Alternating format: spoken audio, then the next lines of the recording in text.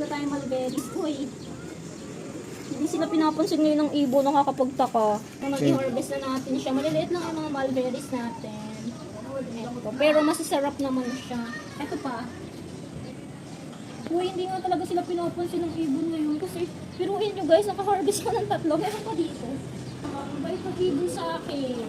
Dati isa lang yung tinitira nila sa akin. Ngayon 4. Diba? Hindi nila pinapakalaman, hindi nila pinapansin.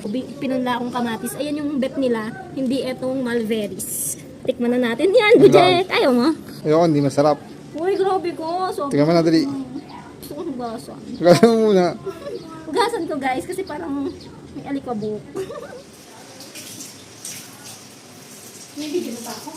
Grabe yung ingat, tingnan niyo yung pawis ko guys. Kainin ko na to. Guys, meron na akong medyo malaking variety ng mulberry. Ito kasi ang liliit. Pero, syempre hindi pa yung magbubunga kasi maliliit pa lang. Tikman na natin yarn.